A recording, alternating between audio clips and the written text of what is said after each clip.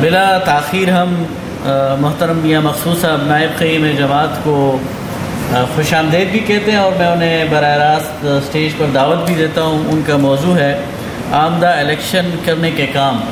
چونکہ وہ اپنے وقت سے لیٹ ہیں اس لیے اختتام کا ٹائم تو 12 بجے ہی ہے اور باقی جو ہے ٹھیک ہے.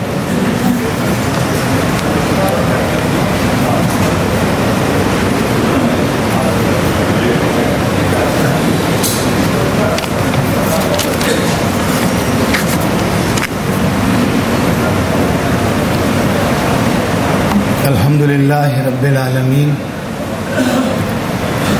نحمدہ ونصلی علی رسولہ الکریم.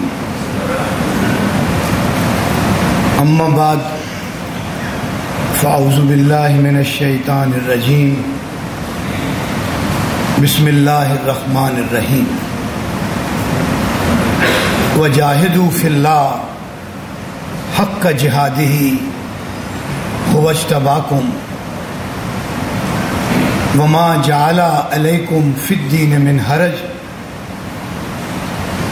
ملۃ ابیکم ابراہیم هو سماکم المسلمین من قبل وفی ھذا. صدق اللہ العظیم. برادر محترم جناب ڈاکٹر سید وسیم اختر صاحب، صدر مجلس امیر جماعت اسلامی صوبہ پنجاب، دیگر ذمہ داران جماعت اور میرے انتہائی محترم شرکائے مجلس، کرنے کے کاموں کے حوالے سے میں 2 حصوں میں اپنی گفتگو آپ کی خدمت میں پیش کر رہا ہوں. آپ ہی میں سے آپ کا ساتھی، آپ ہی کی طرح اسلامی انقلاب کا مشن لے کر دن رات میدان جدوجہد میں جو چیزیں اس جدوجہد کے حوالے سے میرے ذہن میں آتی ہیں انہیں آپ کے ایک ساتھی کے طور پر آپ سے شیئر بھی کر رہا ہوں اور بہت سی بنیادی چیزوں کا آپ کے سامنے اعادہ کرنا چاہتا ہوں. پہلا حصہ کرنے کے کام کی فکری بنیادوں کے حوالے سے ہے، جسے میں اس پوری جدوجہد کی بنیاد سمجھتا ہوں. اور آپ جانتے ہیں کہ اگر بنیاد کی اینٹ ٹیڑھی ہو جائے تو منزل کبھی بھی مستحکم تعمیر نہیں ہوگی اور اس کے گرنے کا کسی بھی لمحے امکان رہے گا. اس نظریاتی اور فکری حصے میں میں کوئی نئی چیز آپ کے سامنے پیش نہیں کر رہا. میں آپ ہی کی طرح مولانا مودودی رحمۃ اللہ علیہ کا کارکن، آپ کا خوشہ چین، آپ ہی کی رہنمائی کو عصر حاضر میں حقیقی رہنمائی سمجھنے والا ایک کارکن. میں سمجھتا ہوں کہ مولانا مودودی کی فکر قرآن مجید کی وہ تشریح ہے کہ جس پر دور حاضر ہی نہیں آنے والی صدی کے انقلابات کا بھی انحصار ہے. امت مسلمہ کو اپنے آپ کو جدید دریافت کر کے ہی موجودہ مسائل کے ہولناک بھنور سے نکالا جا سکتا ہے. امت مسلمہ کی یہ ری انوینشن جو ہے یہ کوئی نئی اختراع نہیں ہے، یہ وہی ویژن ہے اور یہ وہی سبق ہے جو حضرت آدم علیہ السلام سے لے کر حضرت محمد مصطفیٰ صلی اللہ علیہ وسلم تک انبیاء نے انسانوں کو دیا ہے. ان کی شناخت کو اثر نو زندہ کیا ہے، ان کو ان کی حیثیت سے مطلع کیا ہے، ان کا تعلق اس کائنات کی کسی گری پڑی چیز سے جوڑنے کی بجائے اپنے خالق سے جوڑا ہے. تعلق کے اس جوڑ کے نتیجے میں ان کے اندر ایک نئی قوت کو دریافت کر کے انہیں اس قوت سے متصف کیا ہے.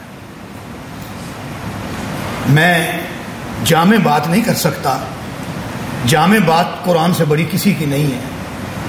میں نے سورہ حج کی آیت آپ کے سامنے تلاوت کی ہے، وجاہدوا فی اللہ حق جہادہ ھو اجتباکم. یہ سورہ حج کی آخری آیت ہے. ھو اجتباکم بہت بڑا دروازہ ہے، اور یہ نبی کھول رہا ہے اپنے امتیوں کے لیے. اللہ اپنے نبی کے ذریعے سے یہ دروازہ کھول رہے ہیں اور چابی دے رہے ہیں کہ تم کون ہو، کہاں سے آئے، تمہارا دائرہ کار کیا ہے، تمہارا منصب حقیقی کیا ہے، تمہارا اپنے خالق سے رشتہ کیا ہے.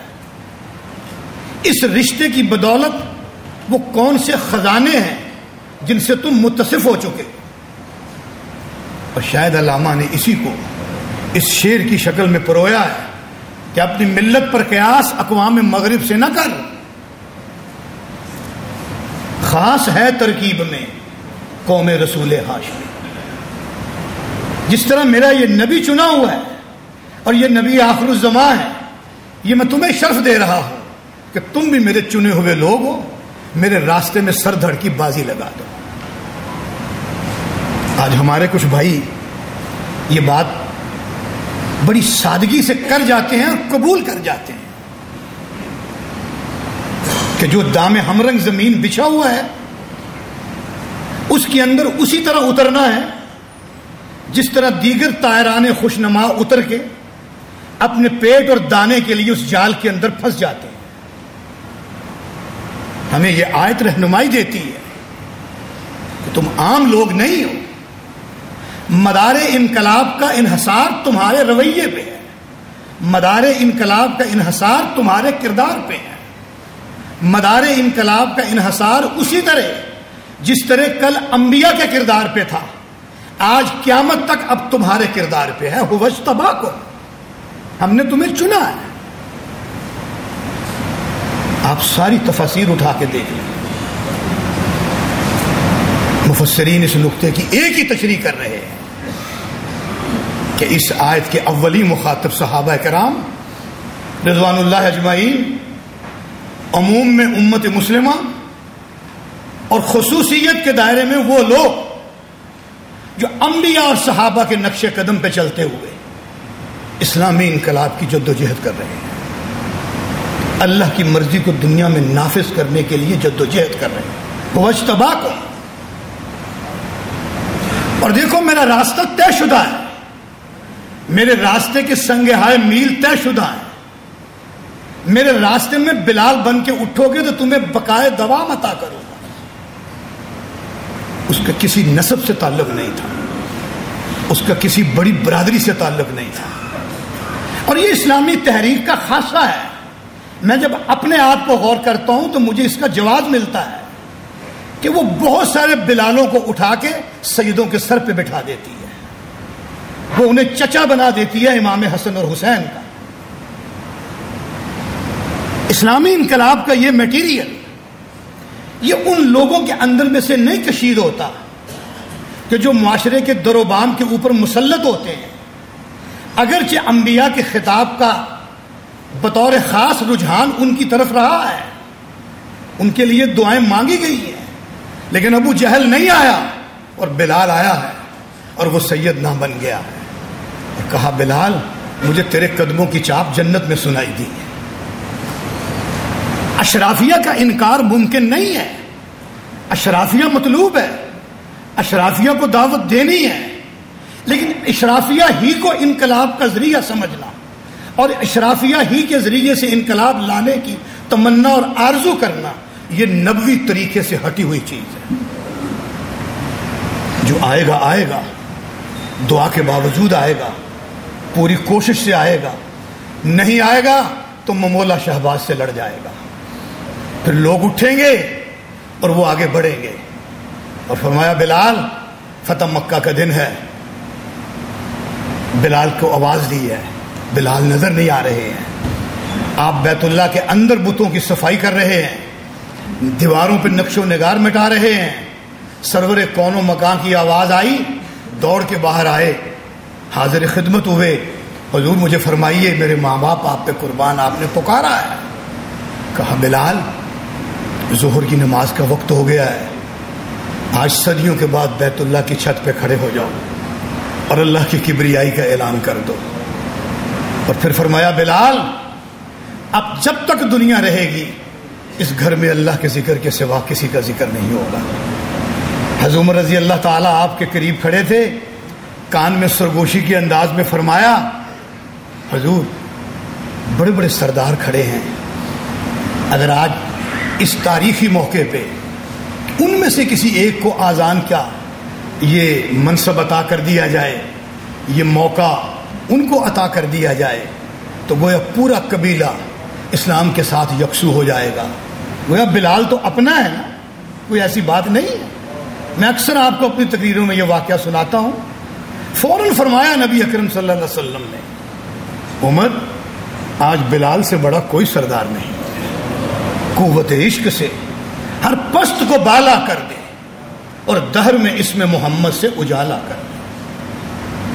میرے عزیزو, یہ وہ قوت محرکہ ہے جو کارکن کے اندر بجلی بھر دیتی ہے. آپ تحرک کی بات کرتے ہیں, تحرک کہاں سے آئے گا؟ آپ کمٹمنٹ کی بات کرتے ہیں, کمٹمنٹ کہاں سے آئے گی؟ کیا پیسے سے کمٹمنٹ آتی ہوتی تو ابو جہل میں کمٹمنٹ آتی. پیسے سے تحرک آیا ہوتا, اشرافیہ ہی تحرک کی بنیاد ہوتا, تو ابو جہل میں تحرک ہوتا. تحرک ایمان میں ہے, تحرک عقیدے میں ہے. تحرک ایمان اور عقیدے کے ساتھ وہ وابستگی جو اسے اپنے اللہ سے وابستہ کر دیتی ہے, اور جسے ہر قدم جنت کی جانب اٹھتا ہوا محسوس ہوتا ہے, اور جسے کھجوریں کھانا ہوا اس طرح ملتوی کرنا پڑتا ہے حضرت عمیر بن حمام کو کہ یہاں کھجوریں کھانا تو وقت کا ضیاع ہے, یہ کھجوریں تو پھر وہیں چل کے کھائیں گے. یہ تحرک ہے. اور پھر اگر یہ سمجھا جائے کہ موجودہ الیکشن کو اور الیکشنی جدوجہد کو اسی دور کے تقاضوں کے مطابق ہی سر انجام دیا جا سکتا ہے, تو صدیوں کی تاریخ پھر کیا رہنمائی کرتی ہے؟ کس لیے قرآن میں مستقل عنوانات ہیں؟ کس لیے انبیاء کے نقشے ہمارے سامنے رکھے گئے ہیں؟ کیا حضرت موسیٰ سے بڑھ کر کوئی حکمرانوں کے گلے میں ہاتھ ڈالنے والا نظر آتا ہے؟ کیا سیدنا ابراہیم علیہ السلام سے بڑھ کے عوام کی رہنمائی کرنے والا اور حکمرانوں کے مد مقابل کھڑے ہونے والا کوئی تاریخ انسانی میں نظر آتا ہے؟ وَمَا جَعَلَ عَلَيْكُمْ فِي الدِّينِ مِنْ حَرَجٍ. لوگوں میرے راستے پہ چلو گے, کوئی مشکل تمہارے اوپر نہیں آئے گی, اس دین میں کوئی تنگی نہیں ہے. اس آیت کریمہ کو سماجی حوالے سے دیکھیں, بہت بڑا دروازہ کھلتا ہے. اس آیت کریمہ میں معاشی حوالے سے دیکھیں, بہت بڑا دروازہ کھلتا ہے. گرجوں سے بڑھ کر ہیں بینکوں کی عمارات. تم اس دھندے سے نکلو گے, میں تمہارے راستے کشادہ کر دوں گا. اس آیت کو سیاست کے حوالے سے آپ دیکھیں گے تو سیاست میں قد انہی کا بڑھے گا جن کا اللہ قد بڑھائے گا. ہمارے سامنے جن کے قد بڑھائے گئے کس طرح ذلیل اور رسوا ہوئے. آج ان کے اقتدار کو یا ان کی قوت کو لوگ کن سے تعبیر کرتے ہیں اور ذرا پیچھے سے سہارے کھینچتے ہیں, تو کس طرح بڑے بڑے کج کلا زمین پہ پڑے ذلیل و رسوا ہو چکے ہوتے ہیں, اور کس طرح آنن فانن 2/3 کی اکثریت جو ہے وہ لوگوں کو ذلیل و رسوا کر کے کال کوٹریوں کے اندر منتقل کر دیتی ہے. وَمَا جَعَلَ عَلَيْكُمْ فِي الدِّينِ مِنْ حَرَجٍ. اس میں کوئی تنگی نہیں ہے, بس تمہارا مجھ سے رشتہ جڑنا چاہیے, تمہارا مجھ سے تعلق جڑنا چاہیے. پھر قدم قدم رہنمائی ہے, اور وہ رہنمائی کیا ہے؟ هُوَ اجْتَبَاكُمْ وَمَا جَعَلَ عَلَيْكُمْ فِي الدِّينِ مِنْ حَرَجٍ مِلَّةَ أَبِيكُمْ إِبْرَاهِيمَ. یوں تو سید بھی ہو, مرزا بھی ہو, افغان بھی ہو, تم سبھی کچھ ہو, بتاؤ کہ مسلمان بھی ہو. پھر تم اپنے آپ کو برادریوں سے نہ جوڑو, اپنے آپ کو گروہوں اور قبیلوں اور لسانی طبقات سے نہ جوڑو. وَاجْتَبَاكُمْ مِلَّةَ أَبِيكُمْ إِبْرَاهِيمَ. ہم تمہیں ابراہیم سے جوڑ رہے, اور اس میں اشارہ یہ ہے کہ اگر تم مجاہدے کے راستے پہ نکلے ہو اور تم نے ماڈل میرے ابراہیم کو بنایا ہے، کیا ڈر ہے جو ہو ساری خدائی بھی مخالف، کافی ہے اگر ایک خدا میرے لیے ہے۔ یہ میرے ابراہیم کا اسوہ تھا، تو پھر میں اسی طرح تمہارے ساتھ ہوں جس طرح میں سیدنا ابراہیم علیہ السلام کے ساتھ تھا۔ گراج بھی ہو براہیم کا ایمان پیدا، تو آگ کر سکتی ہے انداز گلستان پیدا۔ میرے عزیزو، مدار انقلاب آج میرے اور آپ کے اوپر ہے، آج تحریک کے اس کارکن کے اوپر ہے کہ جس کو گروپ لیڈر بنا کر یا جس کو نامزد نمائندہ بنا کر جماعت نے میدان میں اتارا ہے کہ لاؤ اگر تم نے صداقت دیکھنی ہے تو ان کے حوالے سے دیکھو۔ یہ مولانا کے الفاظ ہیں۔ اگر تم نے امامت دیکھنی ہے تو امامت ان کے حوالے سے جانچو۔ اگر تم نے شجاعت، دلیری اور بہادری اور تم نے بصارت اور بصیرت کا کوئی نمونہ دیکھنا ہے تو آؤ ان کے حوالے سے دیکھو۔ تم نے دنیا کے جھمیلوں سے اپنے آپ کو اوپر اٹھاتا ہوا کسی کو دیکھنا ہے تو آؤ ان کے حوالوں سے دیکھو۔ تم نے زندگی کے اندر اگر کسی کو مسافرانہ زندگی گزارتے ہوئے دیکھنا ہے تو آؤ تم ان کے حوالے سے دیکھو۔ تو نے پوچھی ہے امامت کی حقیقت مجھ سے، حق تجھے میری طرح صاحب اسرار کرے، ہے وہی تیرے زمانے کا امام برحق جو تجھے حاضر و موجود سے بیزار کرے، دے کے احساس زیاں تیرا لہو گرما دے، فقر کی شان چڑھا کر تجھے تلوار کرے، موت کے آئینے میں دکھا کر تجھے رخ دوست زندگی اور بھی تیرے لیے دشوار کرے۔ فتنہ ملت بیضا ہے امامت اس کی جو مسلمان کو سلاطین کا پرستار کرے۔ میرے عزیزو، یہ کردار، یہ فکری گفتگو، یہ فکری حصہ اگر آپ پامال راہوں پہ چلیں گے، میں اس باب کو کھول نہیں رہا، میں صرف اشارہ کر رہا ہوں، آپ اپنی 1000 سالہ تاریخ کی راہ پہ نہیں چلیں گے، رب کی نصرت ہمارے شامل حال نہیں ہوگی، ہمارے وزن میں اضافہ نہیں ہوگا۔ اور اس کی اگر آپ نے چھوٹی سی مثال دیکھنی ہے تو آج فیلڈ کے اندر آپ لوگ کام کر رہے ہیں، آپ کی 70 سالہ جد و جہد کے نتیجے میں آج جو وزن معاشرے میں آپ کو ہے وہ پیپلز پارٹی کی لیڈرشپ کو نہیں ہے۔ آج جو اخلاقی وزن آپ کا اور آپ کے کارکن تک کا ہے وہ مسلم لیگ کی لیڈرشپ کا نہیں ہے۔ یہ ایک ادنا سا ثبوت ہے اس سارے فکری پس منظر کے ساتھ وابستگی کا، اس سارے فکری پس منظر کو ہمیشہ اپنے سامنے لے کے رکھنا۔ اور اس کا کلائمیکس یہ ہے کہ اگر کہیں میری پذیرائی نہیں ہے، اگر کہیں میرے پروگرام میں آگے بڑھاؤ نہیں ہے، اگر کہیں مجھے کامیابی عوامی سطح پہ نہیں مل رہی ہے تو عزیزو مجھے اپنے اندر کا وائرس تلاش کرنا ہے۔ مجھے ڈاکٹر وسیم میں وہ وائرس تلاش نہیں کرنا، مجھے اپنے دائیں والے میں وہ وائرس تلاش نہیں کرنا، مجھے مرکز سے لے کے نیچے تک جماعت کے منصوبوں کے اوپر خط تنسیق پھیرنے کی ضرورت نہیں کرنی، مجھے اپنے اندر وہ وائرس تلاش کرنا ہے۔ اس وائرس کی وجہ سے میرا کنیکشن قائم نہیں ہو رہا، وگرنہ اس کا تو مجھ سے وعدہ ہے، اس کا تو مجھ سے وعدہ ہے، وَجَاهِدُوا فِينَا لَنَهْدِيَنَّهُمْ سُبُلَنَا وَإِنَّ اللَّهَ لَمَعَ الْمُحْسِنِينَ۔ جو میرے راستے میں اپنے آپ کو کھپا دیتے ہیں، یہاں کھپانے کا کہا اور وہاں اس کا انجام بتایا، وَجَاهِدُوا فِينَا لَنَهْدِيَنَّهُمْ سُبُلَنَا۔ ہم ان کے راستے کھول دیتے ہیں۔ یہ راستے کھولنا کیا ہے؟ یہ لوگوں کے دل کھولنا ہے۔ یہ راستے کھولنا کیا ہے؟ مشکلات کے انبار اور مشکلات کے پہاڑوں کو ہٹا دینا ہے۔ اور اس سے بڑا اور تاثر، اس سے بڑا سہارا اور کیا ہو سکتا ہے کہ میں اپنے محسنوں کے ساتھ، یہ میرے محسن ہیں جو میری کاس کو آگے بڑھا رہے ہیں، یہ میرے انصاری ہیں جو میرے راستے کی طرف لوگوں کو دعوت دے رہے ہیں، اور میں اپنے ان انصار کے ساتھ ہوتا ہوں۔ عزیزان محترم، میں سمجھتا ہوں کہ یہ چیزیں آپ کے پیش نظر ہیں، آپ پہلے سے ان کو سامنے رکھے ہوئے ہیں، لیکن یہ وہ چیزیں ہیں جن کی تازگی کا لیول اگر روزانہ نہیں بڑھے گا تو بڑھتا ہوا الحاد اور مادیت کا سیلاب اس کا مقابلہ ممکن نہیں ہے۔ بعض اوقات چیزیں ذہن میں ہوتی ہیں لیکن وہ بیک اپ میں جا کے کہیں سٹور ہو جاتی ہیں، ہمیں اس کو بیک اپ میں سٹور نہیں کرنا ہے، ہمیں اس کو میموری فریش میں رکھنا ہے، ہمیں روزانہ اس سے استفادہ کرنا ہے۔ میرا نماز میں اس سے روز ٹاکرا ہونا ہے، میرا فجر میں پہلی رکعت میں اس پہ پہلی صف میں اس سے ٹاکرا ہونا ہے، میں نے لوگوں کی شکایت اسی سے کرنی ہے، میں نے عدم وسائل کی سارا رونا اسی کے سامنے رونا ہے، میں نے اپنی بے ہمتی اور اپنی بے بصیرتی کی جو کمی ہے میں نے اسی سے شکوہ کر کے وہیں سے اس کو پورا کرنا ہے۔ یہ روز کا کام ہے میرے عزیزوں، یہ ہر لمحے کا کام ہے۔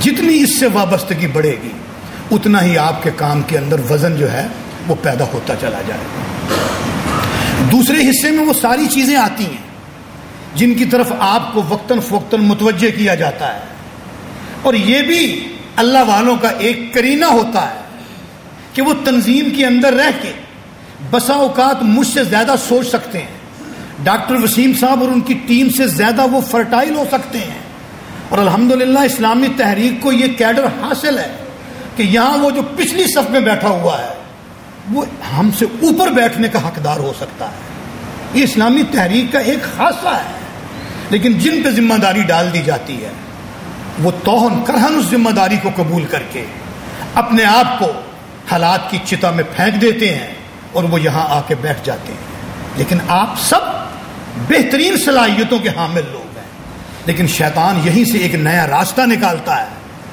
سرکولر بھیجتے رہتے ہیں، ان کو پتہ ہی نہیں ہے کہ میدان میں کام کیسے ہوتا ہے، فلاں چیز کیسے ہوتی ہے۔ اندر ہی سے ایک چیز پیدا ہوتی ہے جو اپنی ہی تنظیم اور اپنی ہی لیڈرشپ اور اپنے ہی منصوبوں اور اپنے پروگراموں کی نفی کر دیتی ہے۔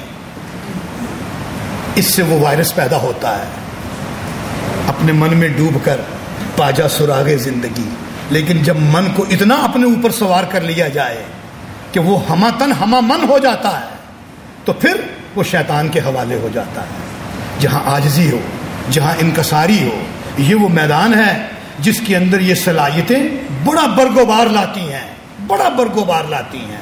نہیں مجھے تو کچھ آتا ہی نہیں ہے، میں تو آپ ہی سے سیکھنے آیا ہوں، میں نے تو آپ ہی سے سیکھا ہے، میں نے تو آپ ہی سے سمجھا ہے۔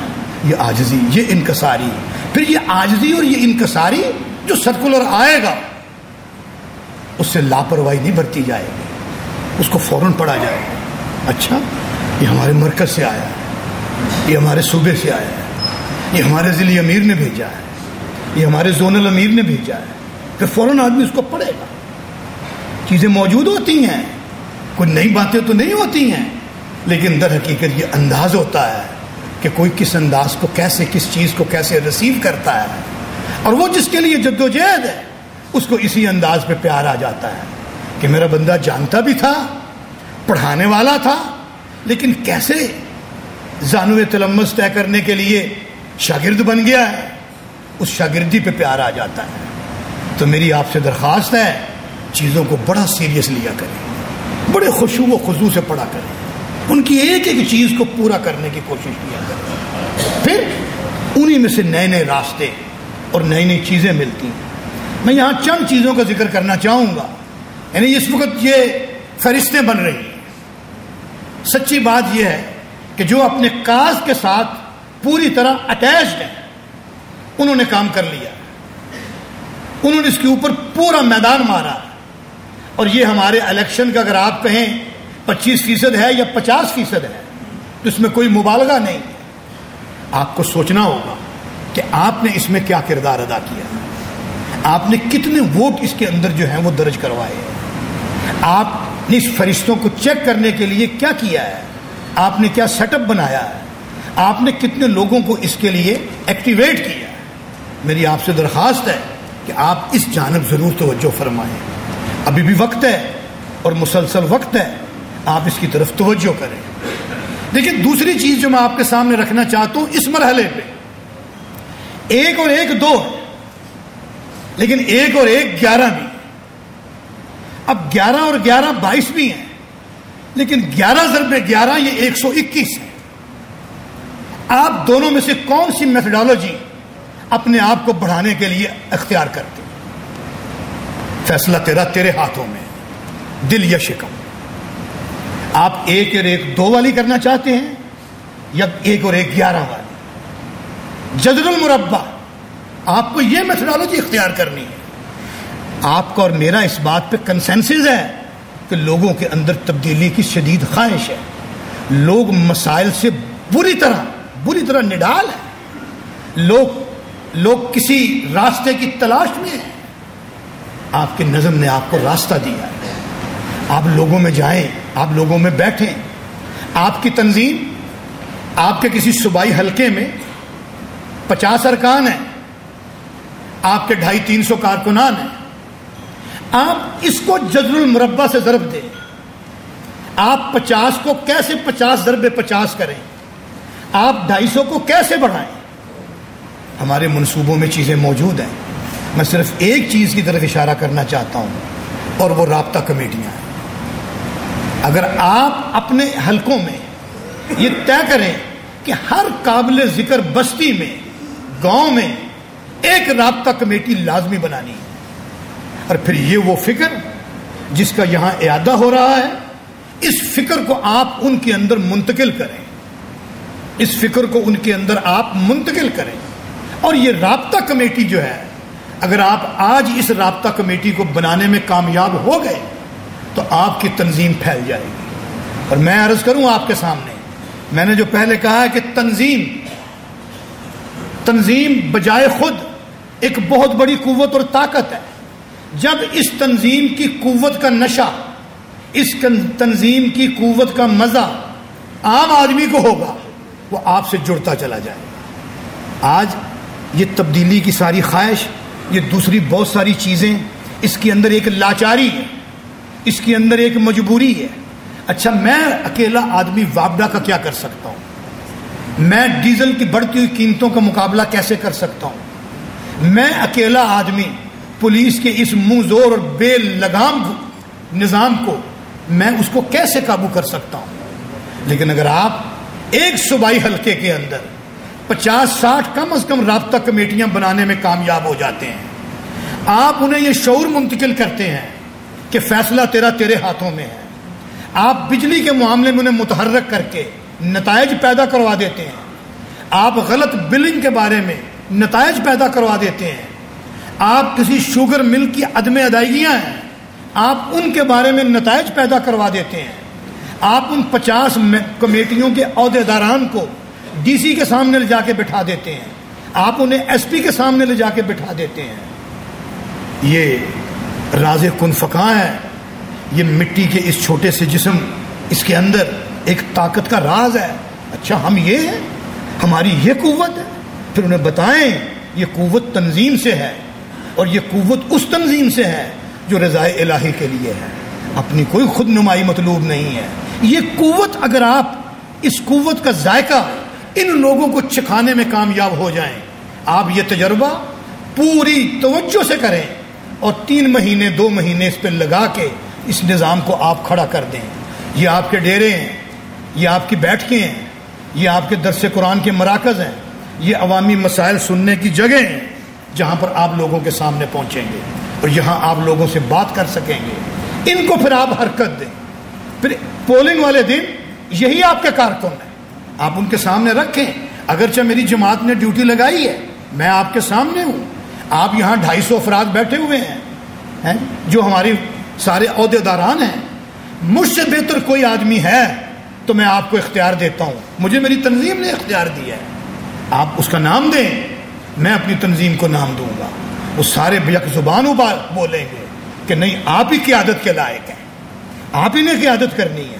ہم نے آپ کی بصیرت کو دیکھا ہے, ہم نے آپ کی بصارت کا مزہ چکھا ہے, ہم نے آپ کی جرأت دیکھی ہے, ہم نے آپ کی دلیری دیکھی ہے. ابھی ہمارے معاشرے کی تہوں میں بہت خیر ہے, اس سے کوئی گھبرانے کی ضرورت نہیں ہے. آپ کا کردار ان پہ چھا جائے گا.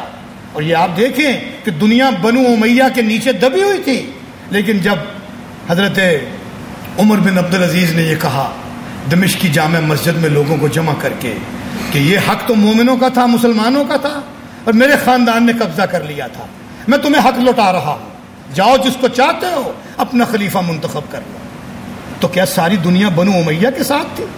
ابھی تو کربلا کی یادیں بھی لوگوں کے ذہن میں تھی, لیکن مجمع سارا کھڑا ہو گیا کہ نہیں, اگر اس وقت امامت کا کوئی حقدار ہے تو عمر بن عبدالعزیز ہے.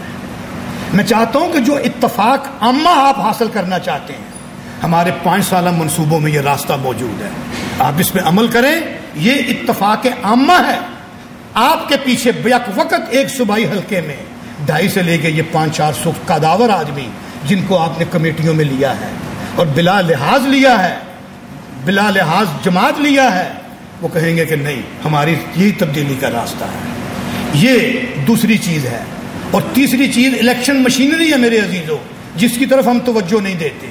دیکھیں جو الیکشن ہوتے ہیں اور جب نیک ٹو نیک فائٹ ہوتی ہے تو بسا اوقات دونوں امیدواروں کے ووٹ برابر برابر ہوتے ہیں اور نظر آ رہا ہوتا ہے یا یہ جیتے گا یا وہ جیتے گا، لیکن جو پولنگ ڈے کی مہارت کو استعمال کرنے میں کامیاب ہوتا ہے وہ جوہری فرق واقع کر دیتا ہے اور وہی کامیاب ہوتا ہے۔ میں سمجھتا ہوں کہ یہ مہارت ہمیں حاصل کرنی ہے اپنی جد و جہد کو کامیابی کے گول میں داخل کرنے کے لیے، اور اس کے لیے پولنگ ڈے کا عملہ ابھی سے آپ اس کی تیاری کروائیں۔ لسٹوں پہ کس نے بیٹھنا ہے، اندر پولنگ اسٹیشن میں کس نے بیٹھنا ہے، ہمارے پولنگ ایجنٹ کون ہوں گے، ابھی سے آپ اس کی تیاری کریں، ابھی سے ان کی جو ہے وہ کلاسیں شروع ہو جائیں، اور یہ وہ لوگ ہوں کہ جو ہر حال میں پھر وہاں ڈٹ کر اسے ایک دینی فریضہ سمجھ کے اس کے لیے کھڑے ہوں، اور آپ کو یہ فکر نہ ہو۔ وگرنہ بالعموم یہ ہوتا ہے کہ جی کمپین تو بڑی اچھی ہو گئی ہے، وہ لوگ بھی ہمارے ساتھ ہیں، اب ذرا یہ دن اچھا گزر جائے تو پولنگ اسٹیشنوں پہ ایجنٹوں کی تعداد ہی پوری نہیں ہو رہی، اگر مرد پورے ہوئے ہیں تو عورتیں نہیں مل رہی، اگر عورتیں پوری ہو گئی ہیں تو مرد نہیں مل رہے، حالانکہ اتنا بڑا دائرہ تھا جس میں سے ہم نے یہ عرق کشید کرنا تھا، لیکن ہم اس کو کشید نہیں کر سکے ہیں جی۔ چوتھی بات، میں وسائل کی بات آپ کے سامنے عرض کرتا ہوں میرے عزیزوں، اور میرا وقت ختم ہو گیا ہے اور میں اسی پہ اپنی بات کو بھی ختم کر رہا ہوں، انتہائی مختصر۔ دیکھیے ہمارے پاس کیا ہے، جس طرح آپ گھر کو چلا رہے ہوتے ہیں، بچوں کو پتہ ہوتا ہے کہ ابو کے پاس کیا ہے، جب وہ جوان ہو جاتے ہیں بیوی کو پتہ ہوتا ہے کہ میرے شوہر کے پاس کیا ہے، اللہ ماشاء اللہ گھر کا سارا نقشہ سب کے سامنے ہوتا ہے، اسی میں وہ پلاننگ کرتی ہے۔ ہمارے وسائل کا مسئلہ ہمارے سامنے ہے، آپ اپنے فکری تناظر میں آگے بڑھیں، اسی فکری تناظر میں اسی طرح آپ اس کو آگے بڑھیں، اس کی جد و جہد، اس کے راستے کی جد و جہد، اس کے لیے یہ جد و جہد ہے اور وہ وسائل عطا فرماتا ہے۔ جد و جہد لازم ہے، اخلاص لازم ہے، پھر ایڑیوں سے چشمے رواں ہوتے ہیں۔ ملت ابیکم ابراہیم، اس میں کیا اشارہ ہے؟ کیا میرا ابراہیم بھوکا مر گیا؟ کیا میرا اسماعیل پیاس سے مر گیا؟ جب تک دنیا رہے گی جد و جہد کے عنوانات بھی رہیں گے، یہ صحیح بھی ہوتی رہے گی اور لوگ آب زمزم کا پانی بھی پیتے رہیں گے۔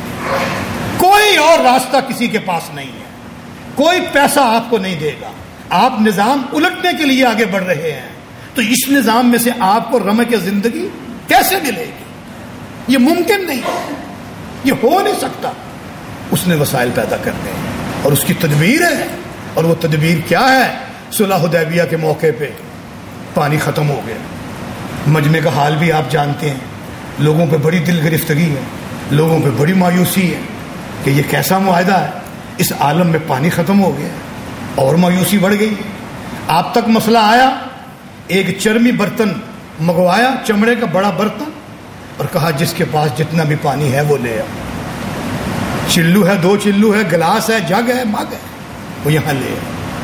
سارا پانی لوگ لا کے انڈیل رہے ہیں، بالالتزام پوچھا ہے، سب پانی آ گیا جو تمہارے پاس تھا؟ حضور آ گیا۔ آپ نے دایاں ہاتھ اس پانی میں رکھا، اللہ نے آپ کی انگلیوں سے چشمے چلا دیے۔ اپنی ملت پر قیاس اقوام مغرب سے نہ کر، خاص ہے ترکیب میں قوم رسول ہاشمی۔ آپ کی سائیکل چلے گی تو ڈینمو آگے روشن ہوگی، بلب روشن ہوگا، آپ کی گاڑی جتنی تیز چلے گی جنریٹر اسی قدر زیادہ بجلی پیدا کرے گا، اور یہ گاڑی کیا ہے؟ یہ توکل علی اللہ ہے، هو مولاکم ونعم المولا ونعم النصیر۔ صدق اللہ العظیم۔ اللہ میں عمل کی توفیق عطا فرمائے۔ وآخر دعوانا الحمدللہ رب العالمین۔